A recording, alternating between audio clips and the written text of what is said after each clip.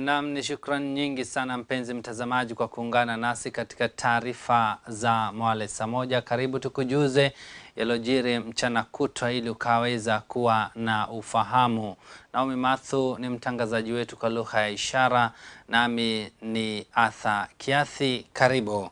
Kufikia hii leo watu 10,791 ndio walioambukizwa ugonjwa wa corona. Hii ni baada ya watu wengine 497 kuambukizwa ama kuthibitishwa kuambukizwa ugonjwa wa corona katika masaa 24 yaliyopita. Hii ndio idadi ya juu sana kuwahi kuripotiwa tangu ujio wa ugonjwa huo mwezi Machi mwaka huu. Hata hivyo, watu 5 zaidi wameiaga dunia na kufikisha idadi ya waliofariki kuwa 202, lakini wengine 71 wakaweza kuripotiwa kupona ugonjwa huu wa corona na kufikisha idadi ya waliopona ugonjwa huu kuwa 317.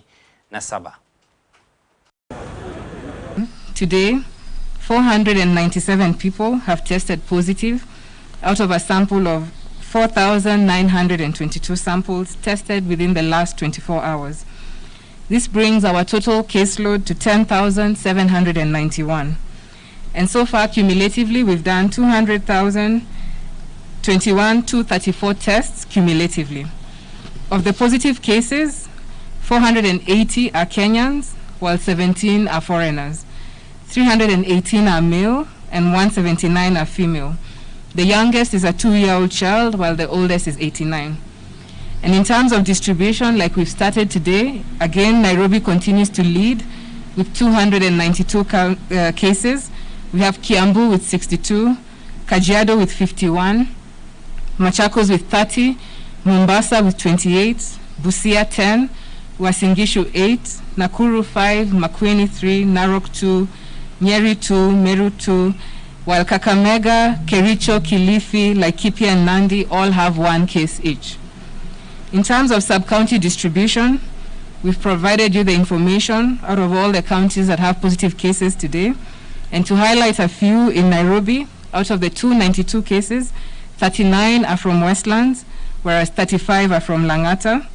Dagoretti North has 34 cases. In Kiambu, out of the cases mentioned, 13 are from Kiambaa. Gatundu South has 9, Ruiru has 7.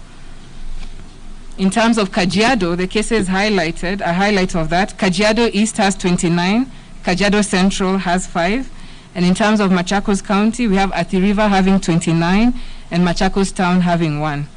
Whereas in Mombasa, Mvita has 14, Jomvu 9, Likoni 2. And in Busia, Teso North leads with a number of cases. In Makueni, it is Kibwezi West with the 3 cases there. We are delighted to inform you that today 71 people have been discharged from various hospitals, bringing the total number of recoveries to 3,017, and we thank our healthcare workers for this achievement. Regrettably, we have lost 5 more patients to the disease, bringing our total cumulative fatality to 202, and we send our heartfelt condolences to the family and friends of the bereaved. This gracious lady here is the vice. Kampuni ya Kenya Airways imetangaza kurejelea kwa safari za ndege za ndani kwa ndani kuanzia hapo kesho. Hii ni baada ya tangazo la Rais Uhuru Kenyatta juma lililopita la kuondoa marufuku ya safari hizo. Kampuni hiyo imesema kuwa itafanya safari moja kwa moja kutoka jijini Nairobi kuelekea Kisumu ikiwa ni mara moja kwa siku, huku kutoka Mombasa na Nairobi safari hizo zikiwa ni 2 kila siku. Mwanahabari wetu Mary Kinyanjui na taarifa hiyo. Ni miezi iliyozidi 3 sasa tangu usafiri wa ndege kusitishwa humu nchini kufuatia janga la corona. Kwa sasa, shirika la ndege la Kenya Airways linatarajia kurejelea usafiri hapo kesho. Kwa kipindi ambacho hawakuwa kazini, KQ wamekuwa wakijadiliana na serikali kuu kupitia Wizara ya Afya na mamlaka ya Kenya Airports ili kutekeleza maagizo yatakayofuatwa usafiri ukirejelewa. Just like in 9/11 when the security concerns around boarding an aircraft were increased, we anticipate that the health and hygiene standards will be a key concern. Ndege hizi zitasafirisha watu kwa mara 2 kila siku kuelekea mjini Mombasa na mara moja kwenda Kisumu, huku akitarajia kuongeza safari zao. Kulingana na mkurugenzi mtawala na mkurugenzi mkuu wa Kenya Airways Alan Kilavuka, afya na usalama kwa wasafiri na wafanyikazi wote ni jambo watazidi kupa kipaumbele, na basi wasafiri wote kwenye ndege wapaswa kufuatilia na kutimiza maagizo yaliyotolewa. We are using this opportunity to think differently, to think creatively, to see where we can improve, where we can be more efficient, where we can utilize our skills differently. We will fly again. Kurejelea kwa usafiri wa ndani wa ndege utasaidia kuinua uchumi nchini kutokana na madhara yaliyosababishwa na janga la corona. Usafiri huu wa ndani umetangulia safari za nje wa Kenya kwa ndege unaotarajiwa kuanzia tarehe 1 mwezi Agosti. When we come back, we'll make sure that we're coming back stronger and ready for the new world, because it will be a new world, it will be a new context. So we need to be prepared for that context. And so the hope is that we will fly again, and Kenya will fly again as an economy. We will be part of the catalysts to make sure that that economy starts moving in the right direction. Mary Kinyanjui nikiripotia Mwale saa moja.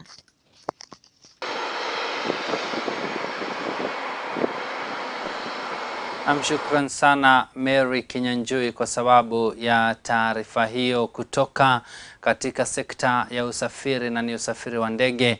Tuelekee katika sekta ya maji ambako kampuni ya Ewasco ama kampuni ya huduma za maji katika kaunti ya Embu imeahidi kuimarisha huduma za maji msimu huu wa corona. Hii ni kufuatia na hali ngumu ya kimaisha kufuatia ugonjwa wa COVID-19 humo nchini. Kampuni hiyo ikisema kwamba imeweka mikakati kuhakikisha kwamba gharama ya huduma za maji itakuwa imepunguzwa. Kulingana na bodi ya wale ambao wanaongoza kampuni hiyo, wamesema kwamba wafanyikazi watakuwa wanapata mafunzo kuhakikisha kwamba pesa ambazo wanaopata huduma hizi si za kufinya mfuko wao.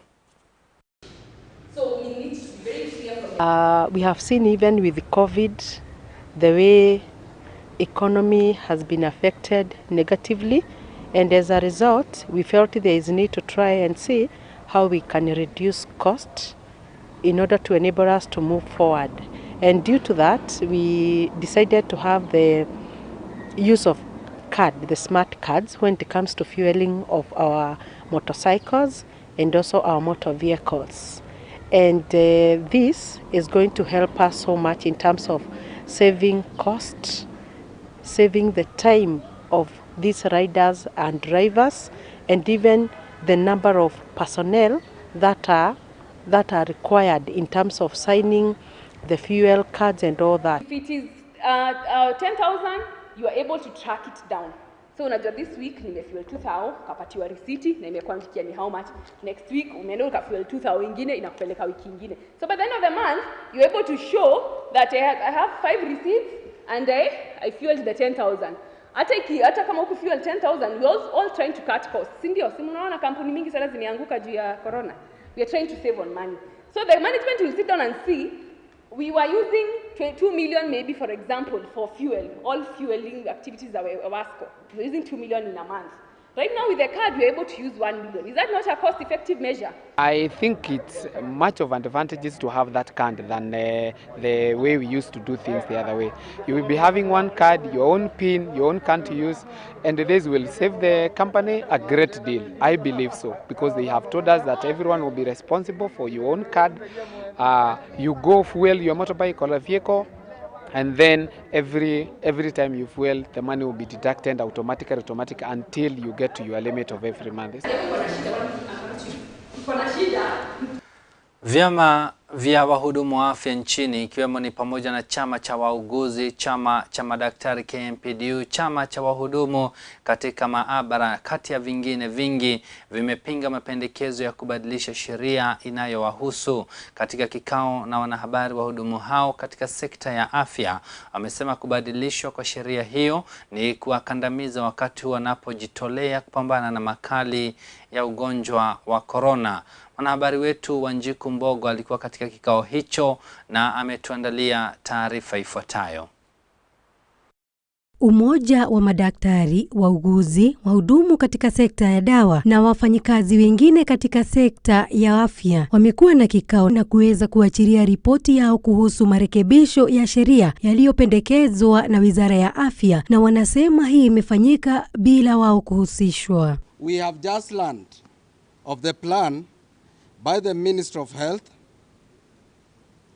to amend the Health Regulatory Bodies Act without the input of the members. And the acts that are proposed for amendment, I will just highlight a few of them. One of it is the clinical Officers and Registration Act number 20 of 2017. Wakiongea katika kaunti ya Nairobi, wamesema kuwa kuna baadhi ya mambo ambayo yameangaziwa. The Medical Practitioner and Dentist Act Cap 253. The Physiotherapist Act number 20 of 2014. The Health Record and Information Managers Act number 15 of 2016. The Mental Health Act Cap 248. The Farmers and Poison Act Cap 244. The Nutritionist and Dietitian Act number 18 of 207. The Health Act 2017. That is the number 21 of 2017.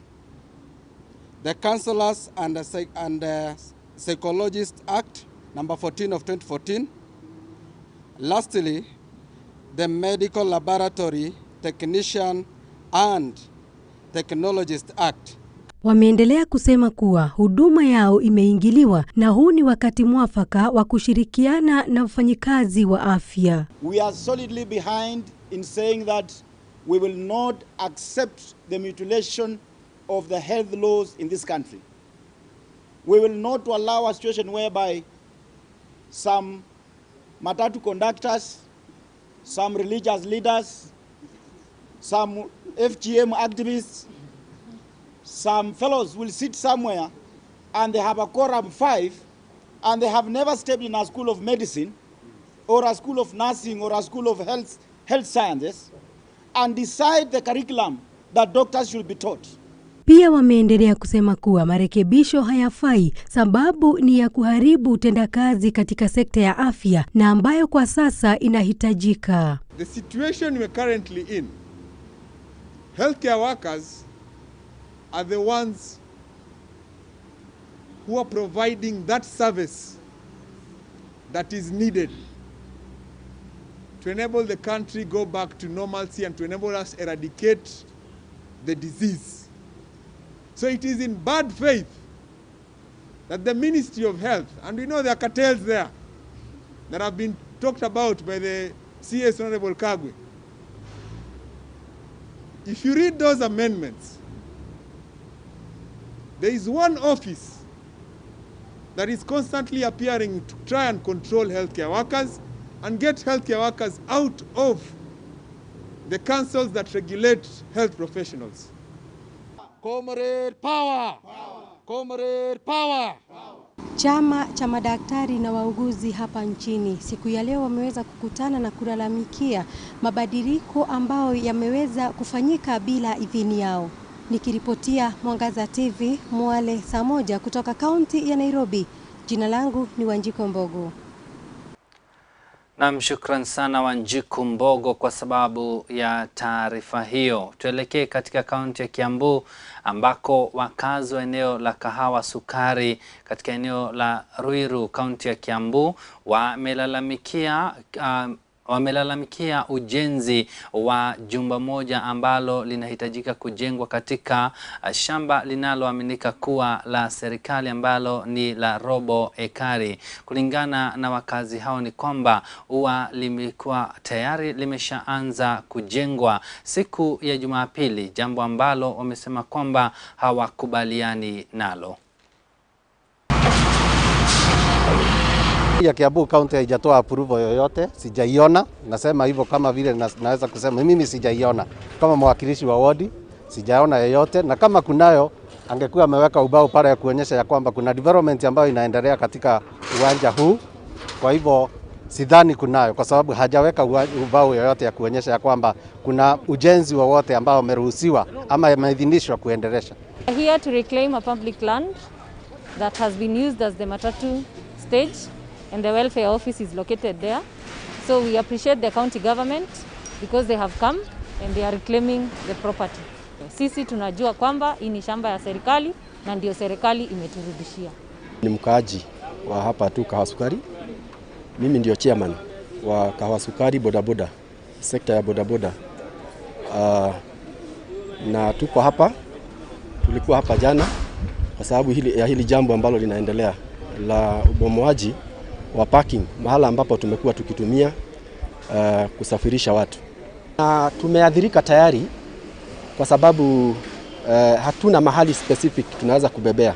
Na hili eneo la Kahawasukari utakuta hata nyumba nyingi watu hawana title, kwa sababu kuna watu ambao wametengeneza biashara ya kwamba lazima ukienda kubadilisha title unawapatia pesa na kadhalika.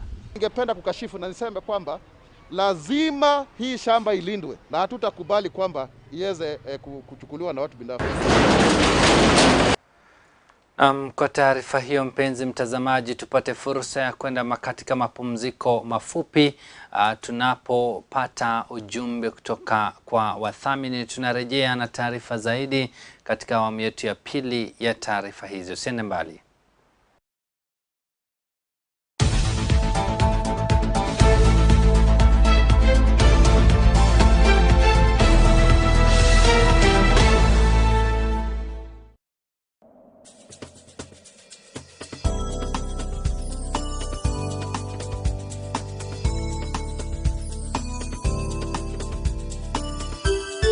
Unatazama Mwangaza TV, tumaini lako.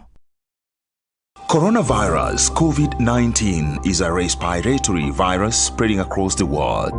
The infection is spread from droplets of coughing and sneezing of an infected person, touching or shaking hands, or being in contact with contaminated surfaces or objects with the virus. The signs and symptoms are fever, coughing, headache, body ache, difficulty in breathing.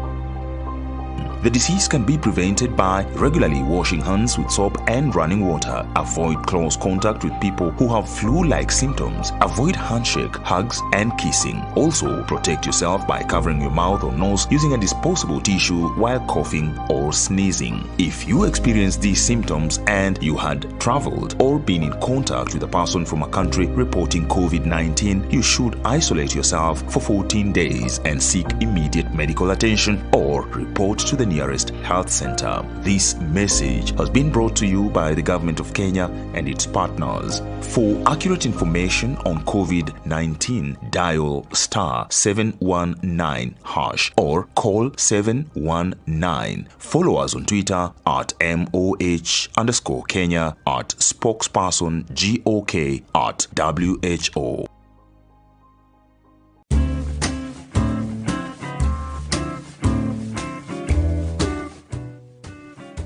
Kilimo ndicho uti wa mgongo hapa nchini, na ili kuhakikisha una ufahamu wa jinsi mimea tofauti inakuzwa, wapi inafaa kukuzwa, lini na wakati mwafaka wa kuvuna, Mwangaza TV tunatembea kila pembe ya nchi na kukuletea wataalamu wa kilimo na mifugo ili kuhakikisha wamekuelezea vya kutosha kuhusu kilimo na ufugaji.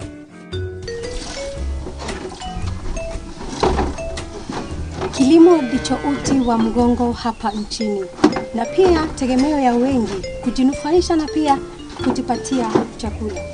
Ungana nami Wanjiko Bogo kila siku ya Jumanne kuanzia saa 2:15 katika kipindi Dhahabu ya Ukulima ndani ya Mwangaza TV.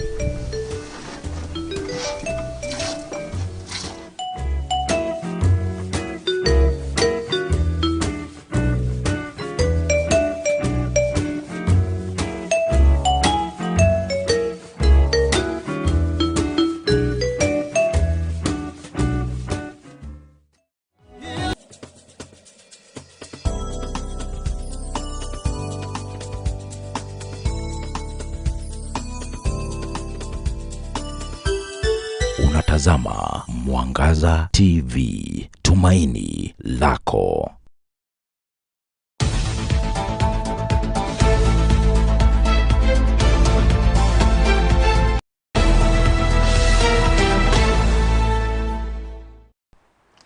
Naam, baada ya mapumziko hayo mpenzi mtazamaji, karibu tuendelee kukujuza ya matukio ya nchi siku hii ya leo. Karibu tena. Mfasiri wetu kwa lugha ya ishara ni Naomi Mathu. Na tukielekea huko katika kaunti ya Narok ni kwamba msichana wa miaka 12 aliyekuwa ameozwa kwa mara 2 katika muda wa majuma mawili yaliyopita huko katika eneo la Maji Moto kaunti ya Narok hivi sasa ameweza kuokolewa kutokana na ndoa ya mapema. Shughuli hiyo iliendeshwa na kikundi kimoja cha kutafuta amani ambacho kimekuwa kikiongoza akina mama katika kutetea haki zao. Mtoto huyo alikuwa ameozwa kwa mzee wa miaka 51 ambaye alikuwa amekaa kule kwa muda wa siku 2. Today we've been able to rescue a girl from Maji Moto with the help of the chiefs, the assistant chief together with the chief himself and myself. So we are here because we want to make sure that our people get to know some of the things that are taking place, especially right now during coronavirus period. You know, most of the girls are being married off. The girls that we've been following actually within this week are about 3 girls. And we've managed to get this one, and we will be able to get another one by today in the evening to make sure that we take them to school. This one is 12 years. And she's actually willing to study. She's willing to go to school. But most of our parents, especially our people, the Maasai, they need to know that such an era is gone. Huu mtoto ilikuwa familia yake iko na changamoto mingi. Kwa sababu mtoto familia ni familia ya furugu, kila wakati mzee anafurugu mama. Kwamba huyu mama alimtoa mbali pande ya Lodokelani. Na wakati alifika hapa akasalia watoto 8, akaanza kuwa mtu wa furugu, akaanza kuchukia ule mama na watoto, akisema anataka kurudisha huko. Sasa huyu mtoto akawa hakai kwa msasi, anaenda kwa relatives. Hata wakati alikuwa kwa shule, alikuwa kwa mahali nyanya yake ametoka. Sasa wakati corona ilipoanza, nafikiri watoto wakajijasia, wakaona hakuna shule tena. Naam, wanasema subira huvuta heri. Wengi hawajui msemo huu, lakini kwa Florence Makena na mumewe John Mukabu ni kwamba ndoa yao imekuwa ni yenye subira kubwa. Kwa nini? Kwa sababu wamekaa muda wa miaka 21 wakiwa katika ndoa lakini bila mtoto. Watu hawa wamevumilia kejeli, matusi, dharau pamoja na kutengwa. Upendo wao ukazidi kuongezeka. Baada ya kuangazia kisa cha wawili hawa ambao walifanikiwa na kupata watoto 3 kwa mara moja, waita mapacha. Basi sasa juma moja baadaye tumeandaliwa taarifa hii na Margaret Kamau. Wanaendelea vipi? Ni baada ya miaka 21 ya kuchekwa, kuitwa tasa na kudharauliwa, Mama Emmanuel kama vile anavyojulikana hivi sasa kwa jina halisi Florence Makena, mwenye umri wa miaka 49 na mumewe John Mukabu miaka 57, walibarikiwa na watoto watatu na ambao ni Emmanuel, Junior na Miracle, na hii ni baada ya kungoja kwa muda mrefu katika ndoa yao. Wanandoa hao wamejawa na furaha wakisema kuwa hili si jambo la kawaida ila ni baraka kutoka kwake Maulana. Nimepitia changamoto mingi sana, na siku ya leo najua kuna wamama wamepitia kama mimi. Ningetaka wachukue kama ushuhuda kwangu. Bila nimebarikiwa nikapata watoto, wajue ya kwamba Mungu yuko na pia wao watabarikiwa siku moja. Mungu atawaonekania wakikaa ndani ya Bwana na kumtumainia Mungu. Katika matembezi yetu nyumbani mwao, kama vile ambavyo serikali inahimiza Wakenya kujikinga dhidi ya virusi hivi vya corona, Florence na familia yake wameamua kufuata na kuweka maji na sabuni katika lango lao, na kabla hujaingia unanawa. Tulijiunga nao na wanandoa hawa waliwapa moyo wanandoa ambao wanapitia yale ambayo walikuwa wanapitia na kuwaeleza kuwa wawe wavumilivu na kumngoja Mungu, kwani baraka huja kama mtu hataraji. Mazinda hiyo yote ya kukosa watoto yote ni Shetani analetanga, lakini siku moja Mungu atakuja na atawabariki na watainuliwa kama vile nimeinuliwa siku ya leo. Niko na miaka 21 kama nimeoleka na sina mtoto. Ningependa kuwapa moyo couples ambao wanaishi bila watoto, wasubiri muda wa Mungu, na wawe na upendo na wawe na subira na wavumiliane, maana Mungu anajua sababu. Maana unaweza kukaa ukajiona kama kwamba Mungu amekusahau. Walishukuru televisheni ya Mwangaza na wale ambao walishirikiana nao kuhakikisha hawajakosa cha kukula na kulisha watoto wao. Mimi nilikuwa natoka nje na uza vitu yangu ya utalii, na unaona basi biashara utalii wakati huu umekufa kabisa. Na kitu ambacho nimekutumia wakati mama ako hospitali na wakati ya watoto wamekuja mpaka sasa hivi tumeenda mpaka tukawabaki hamna kitu. Kwa hiyo nashukuru sana Wakenya.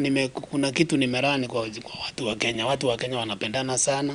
Maana hata watu ambao wanatusaidia sisi sio watu ambao wa kabila langu. Nashukuru sana. Kitu ambacho naweza kusema ni Mungu awabariki wote ambao wana roho ya kupeana, maana hata Biblia inasema wanabarikiwa mkono wa kutoa kuliko upokea. So nashukuru sana watu wa Mwangaza TV, Mwangaza Radio.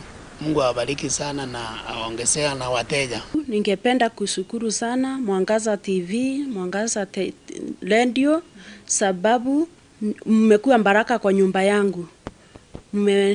Mmekuwa hapa jana na mkatuonje na mkasema mtarundi. Siku ya leo mmerundi mkiwa na shopping. Siku ya leo nimeona Mungu tenda kitu juu mkaguzwa mkaleta maziwa ya watoto. Nimeshukuru sana.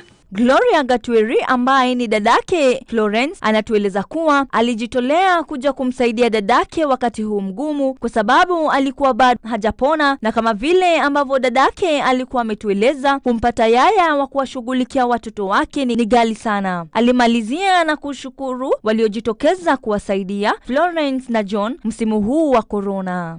Ndanda yangu ndiye ananisaidia kuwalea. Vile tu nilipata sasa akakuja kunisaidia. Juu hata natafuta wasichana wa kazi, wakati mwingine unashindwa kuwalipa. Nilijitolea kukuja kumsaidia because angeweza kusavu watoto watatu. Hata kama baba yao anasaidia, unaona ni watatu, lazima wananindi mwingine. Sasa nilijitolea niwakalize kidogo watoto wakue. Na sasa nimesema ni asante kwa Mwangaza TV na Mwangaza Radio. Walikuja hapa jana wakatukuta, wakaona hali yetu. Tunasema ni asante, maana hata leo wamerundi, wamesangia kutusaidia kulea watoto. Wabarikiwe sana, tumesema ni asante. Kama vile wahenga wanavyosema kuwa kutoa ni moyo wala si utajiri. Ukipeana msaada wako haujui ni yapi ambayo utayapata baadaye. Nikiripotia runinga Mwangaza, Kaunti ya Nairobi, Margaret Kamau. Naam, shukran sana Margaret Kamau pamoja na kikosi kizima alotoka. Sasa nimewaona hapo wakiwashika wale watoto wadogo na wenyewe ni wasichana. Unaona hivi kamba ni kama wanatamani angalau watoto wale wangekuwa wao. Shukran sana Bistela. Mungu akifikia muda wake basi hata utajipata magi ya kwamba naelezwa Margaret wakati ukifika hata wewe utajipata uko pale, lakini hata wewe subiri kwa sababu bado wewe ni msichana mdogo. Na katika picha hiyo utaona kwamba watu wakikaa kwa muda mrefu kwa pamoja miaka 21 na hata watambui kama ni mume na mke, unaona kama ni ndugu ambao wanakaa kwa pamoja ama wamezaliwa kutoka tumbo moja. Kongole kwao. Tuachane na hayo, tuelekee katika masuala ya biashara ambako wafanyabiashara wanaotumia soko la Gikomba hivi sasa wana maswali mengi ambayo wanayo vichwani mwao wakijihoji kwani wametelekezwa, wengine wakisema kwamba ni kama walimwasi Mungu. Sababu kuu ya kusema hivi ni kutokana na kubomolewa kwa vibanda vyao, ujenzi wa barabara ukisemekana ndio unaotakikana kupitia katika maeneo wanamoendeshea biashara yao. Wamesema hata hivi sasa hawatakuwa wakivaa barakoa kujikinga na kutokana na ugonjwa wa corona, wengi wao wakitamauka na kusema heri kufa corona kuliko kufa njaa. Stella Kariuki na taarifa hiyo. Ni siku ya huzuni na majonzi ambapo wafanyabiashara waliamka na kupata mahala pao pa kazi pamechomeka, huku wakilaumu serikali kwa kitendo hicho. Malalamishi yao ni kuwa serikali inataka kuwapokonya mahala hapo, madai ikiwa ni ujenzi wa barabara maeneo hayo. Tulipata fursa ya kujumuika na KIATHI, mfanyabiashara ambaye alituelezea vile ambavyo wamenyanyaswa huku wakikosa mahala pa kufanya kazi. Tumeafektiwa sana. Hili wangesema tusongeshe hii kitu, kuna barabara mtu asongeshe kidogo kuliko venye wamefanya. Saa hii watu wanakufa na njaa seriously. Kiaje wanaweza fanya hivi, wabomoe hizi vitu zote. Watu saa hii wanakufa na njaa, kuna corona, wanataka watu waende wapi? Basi watuambie tukuje huko White House tuwapanguze viatu, basi watupee kazi. Ile nyumba itatosha watu wote. Hiyo nyumba. Tuko 10 million people, they depend in Gikomba. Sasa venye wamefanya wanataka watu waende wapi? Tulijumuika tena na mama Yvonne ambaye kazi yake ni kuuza matunda, akituelezea masikitiko yake na vile ambavyo wanakilio moyoni mwao. Mimi nimelelewa kwa hii soko. Hapa hivi kwa soko ya chakula hapa kwa Mandizi. Nikiwa tu mdogo hadi hapa mahali penye nimefika. Naitwa mama. Nina watoto. Single mom, sina mzee, sina mwenye nategemea. Kuna corona, watu wanakosa kitu ya kukula, hata wengine tumefungiwa manyumba na malandlord. Sawa? Ndio hii wamekuja wamefanya hivi. Niambie, watu wote vile tunavolia. Mimi niko upande wa chakula. Imebomolewa yote. Unakuja unapata kazi yako yani ndizi zimekanyagwa, ndizi zimeharibiwa, hata ujui kwako ni wapi. Haujui kabisa, vitu zimeibiwa. Corona ndio yeye inaadhirisha watu, serikali naye inatuadhirisha. Ituonyeshe mahali pa kuenda. Hii nyumba tutatoshea hapa. Kwa harakati hizo tuliungana na Joyce ambaye alituelezea tangu awasili Nairobi hajawahi fanya kazi mahala pengine na sasa anashindwa ataanza wapi. Anatuelezea vile ambavyo amepoteza mamia ya pesa kwa ubomozi huo na kushindwa kuelezea huku akidodokwa na majonzi. Nilikuja huku nikiwa msichana. Nimelelea watoto huku. Hii kishaga ya moto, watu wa kwanza kuchomekewa ilikuwa sisi. Tulikuwa na kazi hapa tuko na hii block C. Kufinya watu mpaka kona. Wagetuatia nafasi kidogo. Sasa si wamebomoa yote. Hii soko ni kidogo sana, hatutatoshea. Hata ukienda hii, hasira za hawa wanakujaga watacho. Ile mawazo iko tu kwa watu ni kuchoma. tukipewa solution nzuri ya hii soko, tupewe nzuri. Wagetukalisha chini, watuambie tutoe maoni yetu. Tuseme hata kama ni mwaka moja watupe tuondoke, wagetuuliza maoni. Saa hii hatuna ati tumechomekwa tutafanya hivi. Juu hatukuwa tunajua itachomeka. Mimi nauzaga materials. Material stoko kidogo maybe ni ya 30,000. Ile stoko kidogo ya materials. Kuanzia hapo ni kuanzia hata milioni 1, milioni 2, milioni 3. So watuhurumie ama waseme watatasaidika aje. Aidha, tulipatana na Pastor Elizabeth ambaye anauza nguo, anatuelezea mahangaiko yake na vile ambavyo amejinyima vitu mingi ili kuweza kusimamisha kazi yake, na sasa ni kuomba Mola awasaidie. Nimefanya biashara Kikomba kwa miaka zaidi ya 20 na tukaendelea kufanya biashara. Juzi chifu akakuja akatuambia atakuja apime barabara mita 7. Tukingojea barabara ipime mita 7, tulipokea simu saa 7 usiku. Tukasikia Kikomba iko chini. Vile tumekuja tumepata kila mali yetu imechomeka, tumepoteza mamilioni hapa Kikomba, biashara zimeenda, hatuna chochote. Tulikuwa tunangojea serikali ilikuwa imetuambia wakati tutatoka Kikomba itatuhamisha itupeleke mahali pengine. Kuna mjengo tunaona hapa Angorova ilijengwa miaka 2 imepita, na tulikuwa tumeambiwa barabara ikianza kupita tutahamishwa kwa hii ngorofa.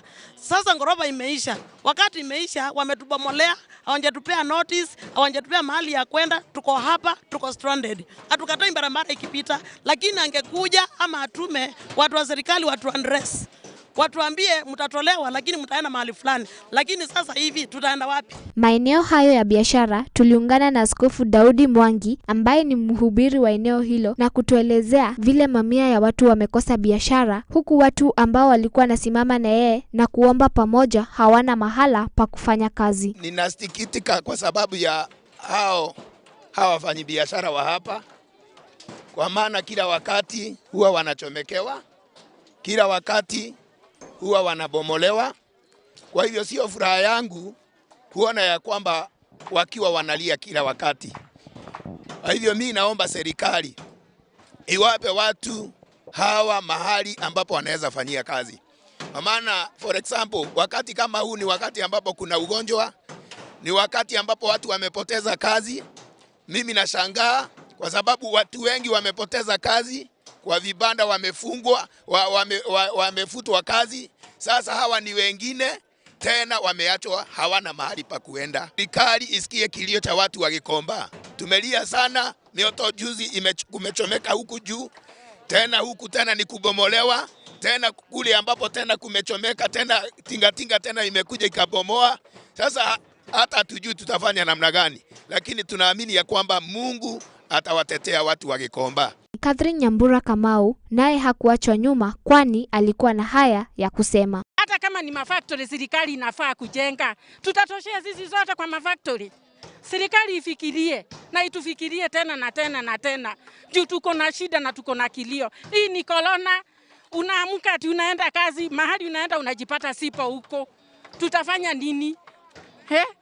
Hakika wafanyabiashara katika eneo la Gikomba wanalilia haki iweze kutendeka. Nikiripotia Mwale saa 1 maeneo ya Nairobi. Jina langu ni Stella Kariuki. Naam, shukran sana Stella Kariuki kwa sababu ya taarifa hiyo. Tukitoka katika jiji la Nairobi, tuelekee katika jiji la Mombasa ambapo makundi ya kutetea haki za kibinadamu kutoka ukanda wa Pwani wakijumuika pamoja na familia za watatu waliofariki katika maeneo ya Mombasa kutokana na kupigwa risasi kwa mzee mmoja na watoto wake wawili pamoja na mkewe ambaye alimpoteza mtoto ama kiumbe aliyekuwa katika tumbo lake. Wamesema kwamba haki lazima itendeke. Mohamed Mapenzi aliweza kupigwa risasi na maafisa wa polisi wakisema kwamba huyu ni mshukiwa wa kundi haramu la Al-Shabaab. Kulingana na Mariam Sarai, mojawapo wa wanafamilia ya mwenda zake mwenda zake Mohamed Mapenzi ni kwamba familia yao inaomba haki kwa sababu familia iliwapoteza watu 4. Ni mwezi sasa na nusu wa watoto wetu na kaka yetu aliuawa, lakini mpaka saa hizi hatujapata haki. Sisi ni Wakenya na ni wanadamu, tunastahili kupata haki kama Wakenya wengine. Kama huko kwengine tukio likifanyika kama hili, ndani ya wiki moja tu huwa washachukuliwa hatua. Kwa nini sisi tusipate haki kama Wakenya wengine? Tunaishi na hofu kwa sababu ya lile tukio. Hatujui kama bado litaendelea ama ndio basi, kwa sababu hatujapata haki wala hatujui serikali inatutambua wala hatutambua. Kwa hiyo tumekuja hapa leo kuuliza serikali, sasa kitengo cha usalama, Bwana Matiang'i alichukulia kwa umuhimu swala hili, ajue kwamba sisi pia ni Wakenya na tunastahili kupata haki kama Wakenya wengine. We know that this was a squad that came from outside this region. It is a squad that came from Nairobi that was posted here. They come, they kill, and then they go. We cannot allow this to continue to happen. Watu wa Kwale, watu wa Pwani ni Wakenya kama wale wengine. Sisi pia tunataka haki. Kunrathi ni kutoka kaunti ya Kwale wala si Mombasa kama nilivyokuwa nimekueleza. Kwa taarifa hiyo kutoka kaunti hiyo, basi na ukanda mzima wa Pwani, tunapata nafasi ya kumaliza taarifa zetu za Mwale saa 1 siku hii ambayo ni siku ya Jumanne. Shukran sana mpenzi mtazamaji kwa kuungana pamoja nasi katika taarifa hizi. Shukran za dhati kwa wote waliofanikisha taarifa hizi, na pia shukran za dhati kwa mtangazaji wetu wa lugha ya ishara Naomi Mathu. Mimi ni KIATHI. Tupatane siku nyingine majaliwa yake Maulana. Alamsiki.